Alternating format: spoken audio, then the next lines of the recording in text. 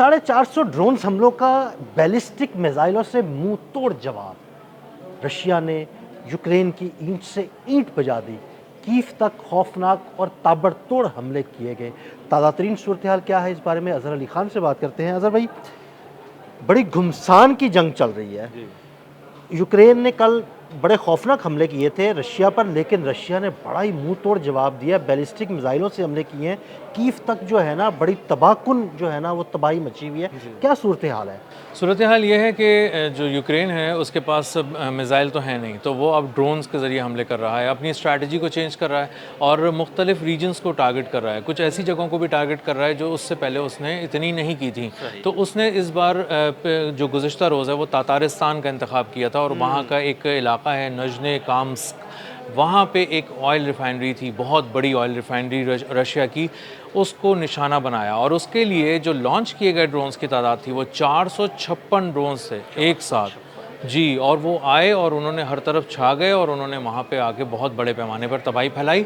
यहाँ रशिया का दावा ये है कि उसने बेशतर ड्रोन्स को वहाँ पर कामयाबी से गिरा के तबाह कर दिया। लेकिन अजहर भाई, अगर बेशतर ड्रोन्स कामयाबी से मार कर गिरा भी दिए जाएं तो बेशतर का मतलब ये है कि पूरे नहीं, यानी कुछ ड्रोन्स तो लगे होंगे। अगर हम कम से कम तादाद भी रखें, 5, 10, 12, 15 भी, तो तबाही तो मची होगी जी। 456 ड्रोन्स में से अगर आप सिर्फ 20-25 को ही आने की इजाज़त दे देते हैं तो वो जो वॉरहेड लेकर आते हैं और जिन जगहों को निशाना बनाने के लिए आते हैं उन जगहों पे तबाही फैला देते हैं। वो जिस जगह टकराते हैं कम से कम उसको मुकम्मल तबाह कर देते हैं, उस हिस्से को मुकम्मल तबाह कर देते हैं। तो ये मुख्तलिफ कोऑर्डिनेट्स पे भेजे गए ड्रोन्स थे, तो इन्होंने कोऑर्डिनेटेड एक एफर्ट की और वहाँ पर जाकर हमला किया। तो इसलिए इसको कहा जा रहा था कि पिछले 4 साल का सबसे डेडलीस्ट अटैक था ये, जो यूक्रेन की जानिब से रूस पे किया गया था गुज़िश्ता रोज़, और उसमें 13 लोग भी मर गए थे, 75 ज़ख्मी भी हो गए थे। तो बहुत बड़े पैमाने पर तबाही फैली। इसी तरह एक और इलाके के अंदर उन्होंने हमला किया और 2400 किलोमीटर अंदर तक जाके उनके ड्रोन्स ने निशाना बनाया एक इंडस्ट्रियल कॉम्प्लेक्स को। और भाई, कैसी बात है कि 2400 किलोमीटर रशिया के अंदर ड्रोन चला जाए और रशिया वाले उसको पकड़ ना पाए? जी बिल्कुल ऐसा ही है। उनकी एयर डिफेंसेस को वो तोड़ता हुआ आगे चला गया। उसमें कुछ जगहों पे उन्होंने फायर भी करने की कोशिश की, कुछ को गिराया भी होगा, लेकिन अक्सर ड्रोन वहाँ से गुजरने में कामयाब रहे, उस शील्ड को तोड़ दिया उन्होंने। इसी तरह जो नजने काम्स्क में हमला किया गया था ऑयल रिफाइनरी पे, वो 1200 किलोमीटर अंदर किया गया था। तो अब 2-2.5 हज़ार किलोमीटर अंदर जाकर रूस के अंदर डीप इनसाइड रशिया स्ट्राइक करना यूक्रेन के लिए अब कोई बहुत बड़ी बात नहीं है। और इसीलिए रूस बहुत गुस्से में था। पूरी रात रूस ने मुख्तलिफ जगहों पे बैलिस्टिक मिसाइल्स की बारिश की है और शुमाली कोरिया का जो एक बैलिस्टिक मिसाइल के लिए यूनिट आया था, उस यूनिट ने वहाँ पर कहर ढा दिया है, गज़ब ढा दिया है, मुख्तलिफ अहदाफ को निशाना बनाया है, मिलिट्री की इंस्टॉलेशंस को उड़ा के रख दिया है, कीव को निशाना बनाया है क्योंकि उन्होंने शहर को निशाना बनाया था, उसमें सिविलियंस को मारा था यूक्रेन ने। तो रशिया ने भी इसका जवाब कैपिटल के अंदर जाके दिया है, उनके दारुल हुकूमत में जाकर दिया है और वहाँ पर जब हमला किया है तो वहाँ बैलिस्टिक मिसाइल्स की बारिश कर दी है।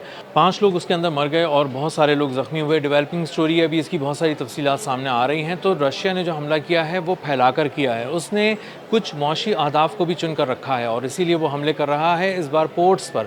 और पोर्ट्स पर जब हमले करता है तो वहाँ पर उनकी जो फैसिलिटी है वेयर हाउसिंग की, उस वेयर हाउसिंग की फैसिलिटी में असलहा भी है, गंदम भी है, अनाज भी है, सब्जियां भी हैं, हर तरह की चीज़ें हैं, क्योंकि जो इंपोर्ट करके वो लोग असलहा मुख्तलिफ यूरोपीय ममालिक से लाते हैं वो वहाँ पर पहले रख, यानी उनकी मीशत को भी टारगेट किया जा रहा है, उनकी डिफेंस को भी टारगेट किया जा रहा है, उनके फौजी आदाफ को भी टारगेट किया जा रहा है। और मीशत को ख़ासतौर पर इसलिए टारगेट किया जा रहा है कि यूक्रेन की जानिब से मीशत के मुख्तलिफ हिस्सों पर अलग अलग वार किए जा रहे हैं रूस की। मिसाल के तौर पर वाइल्ड बेरीज जो उनका अमेज़ॉन है, उसके वेयर हाउसेस को इतना नुकसान पहुंचाया है कि तकरीबन 16 अरब डॉलर का लॉस सिर्फ उसे एक कंपनी को हुआ है वाइल्ड बेरीज को इस पूरे अरसे के दौरान।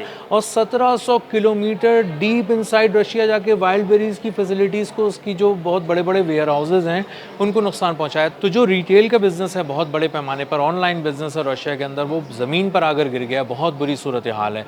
इसी के साथ साथ उन्होंने ऑयल रिफाइनरीज को टारगेट किया, उन्होंने पावर स्टेशन को टारगेट किया, उन्होंने। अगर भी इसके साथ साथ मैंने ये भी सुना है कि कुछ टारगेट किलिंग्स भी शुरू की गई हैं रशिया के अंदर। मेरा ख्याल है कि वो जो मामला है ना, हमें इस पर अलग से बात ज़रूर करनी चाहिए, हमारे नाज़रीन को ज़रूर बताना चाहिए कि कौन कौन से ऐसे लोग हैं जिनको अहदाफ बनाया गया है और जिन्हें बनाया जाना है। एक लिस्ट बनाई गई है, उसको नाम दिया गया है किल लिस्ट, और उस किल लिस्ट के अंदर उन लोगों के नाम शामिल हैं जिनको टारगेट किलिंग करके मारना है, और सिर्फ मारना ही नहीं है, उस पर काम शुरू हो गया। रूस की जो FPV ड्रोन्स बनाने वाली फैक्ट्री है, जो सबसे ज़्यादा रूसी फ़ौज के लिए ड्रोन्स तैयार कर रही है, और जिसके ज़रिए रूसी फ़ौज बहुत ही ताक कर यूक्रेन में निशाने लगा रहे हैं, बड़े पैमाने पर तबाही फैला रहे हैं, उसके CEO को एक बॉम्ब ब्लास्ट के अंदर निशाना बनाया गया है। इसी तरह वाइल्डबेरीज की CEO का नाम किल लिस्ट के अंदर डाल दिया गया क्योंकि बहुत सारे लोग हैं, तो मेरा ख्याल है कि हमें अलग से जो है ना इस पे वीलॉग एक करके अपने नाज़रीन को जरूर बताना है। हम बिल्कुल अलग से इस पे बात अलग से हम करेंगे। बात करेंगे। जी बिल्कुल, इस पे अलग से बात करेंगे, क्योंकि ये खासी तवील लिस्ट है और काफ़ी अहम अहदाफ हैं जो उन्होंने तय किए हैं। तो वो न सिर्फ कंपनीज को निशाना बना रहे हैं, बल्कि उनके CEOs को भी निशाना बना रहे हैं, और ये पैगाम दे रहे हैं कि तुम किसी भी दर्जे में अगर जुड़ने की कोशिश करोगे रूस की मिलिट्री के साथ, और उनके लिए कोई दिफाई हिकमत अमली के तहत कोई काम करने की कोशिश करोगे, तो हम तुम्हें भी निशाना बनाएंगे, रूस के अंदर जाके निशाना बनाएंगे। तो उनके यानी इसका मतलब ऑपरेटिव्स उस पर काम कर रहे हैं। इसीलिए रूस बहुत ज़्यादा नाराज़ है, बहुत गुस्से में है। रूस की फ़ौज इस वक्त बहुत ही ताक कर हमले कर रही है। ओडिशा का जो पोर्ट है वो बहुत ही इंपॉर्टेंट पोर्ट है, चोर्नोमॉर्स्क एक पोर्ट है, बहुत इंपॉर्टेंट पोर्ट है। उसमें उन्होंने इतने बड़े पैमाने पर तबाही फैलाई है कि इसका अंदाज़ा आप सिर्फ इससे कर लें कि रोज़ाना की बुनियाद पे सिर्फ यूक्रेन को $1 अरब का लॉस उठाना पड़ रहा है, और उसकी मीशत वैसे ही पिघल रही है। इन्फ्लेशन वहाँ पर 7% से भी ऊपर चली गई है। यूरोप ने भी हाथ उठा लिए हैं। यूरोप ने हाथ उठा लिए हैं। डोनाल्ड ट्रंप कह रहे हैं तुम्हें हम मिसाइल कैसे दे सकते हैं, हमें तो खुद भी इस्तेमाल करने हैं। यूरोप कह रहा है 7 अरब यूरो की जो तुम बात कर रहे हो कि जो तुम्हें चाहिए, उसमें से 1 अरब यूरो ले लो। अब वो भी ले लो की हद तक है, ये नहीं कहा कि हम तुम्हें पहुंचा चुके हैं पैसे। तो इस वक्त ज़ेलेंस्की के पास ना पैसे हैं, ना मईशत है, ना फ़ौज है, ना आगे बढ़कर हमला करने की सलाहियत है। हाँ, ड्रोन्स बहुत बड़ी तादाद में हैं, इसीलिए हम देखते हैं कि वो एक स्वाम अटैक करने की कोशिश करते हैं हर रोज़, लेकिन उसका जवाब लेकिन अजहर भाई ये कब तक आखिर, चूंकि मिसाइल तो उनके पास है नहीं, इंटरसेप्टर्स उनके पास है नहीं, ड्रोन से कब तक हमले करेंगे? क्योंकि एक दिन वो भी आएगा जब उनके पास ड्रोन्स भी ख़त्म हो जाएंगे।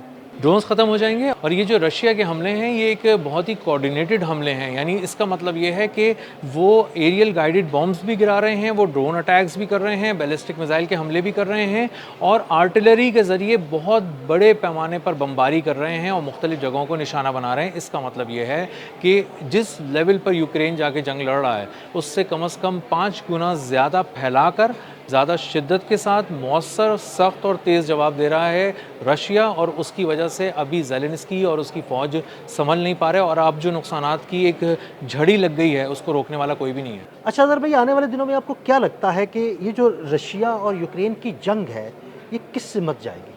ये फैल रही है, ये बहुत तेज़ी से फैलेगी। इसके अंदर शुमाली कोरिया आकर ख़ुद शामिल हो गया है, उसके फ़ौजी आके मिसाइल चला रहे हैं, बैलिस्टिक मिसाइल मज़ीद पहुंच रहे हैं।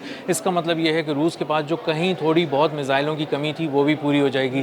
फ़ौज की कमी नहीं है, बम की कमी नहीं है, बारूद की कमी नहीं है, ये अब नेक्स्ट लेवल पे जाने वाली है बहुत जल्द। इसके अंदर ये एक बहुत ही शिद्दत से ये महसूस हो रहा है कि यूरोप को अब घसीटा जाने वाला है। इसके अंदर यूरोप के अंदर, पोलैंड के अंदर जाके मिसाइल गिर गए हैं, रोमेनिया के अंदर रूस के ड्रोन पहुंच गए हैं। इसका मतलब ये है कि अब यूरोप तैयारी कर रहा है नेटो के ज़रिए कि वो किसी तरह से अगर उसको घसीटा जाए तो वो उस पर हमला करे, और अगर हमला करता है तो उसके लिए रूस की तैयारी बहुत ही शदीद है। उस पर हम एक नए व्लॉग के ज़रिए ये बात बताएंगे कि रूस कौन कौन से 4 ऑप्शंस पे सोच रहा है कि अगर नेटो को आजमाने की ज़रूरत पड़ी तो कहाँ से वार करना है और कहाँ से उधेड़ते हुए उनको ले जाना है। तो जिस तरह के, आप 2 जुमलों में बताऊँ तो जिस तरह के आपने अमेरिका के बखी उधेड़ते देखे हैं ईरान के मामले में, इसी तरह रूस की एक जामे हिकमत अमली को आप आने वाले दिनों में देखेंगे कि वो किस तरह से हमला कर रहा है और किस तरह से यूक्रेन को उधेड़ के रखता है। बहुत शुक्रिया अजहर भाई। अजहर भाई ने बड़ी तफसील के साथ इस सारे मामले पर रोशनी डाली। मज़ीद अपडेट्स के लिए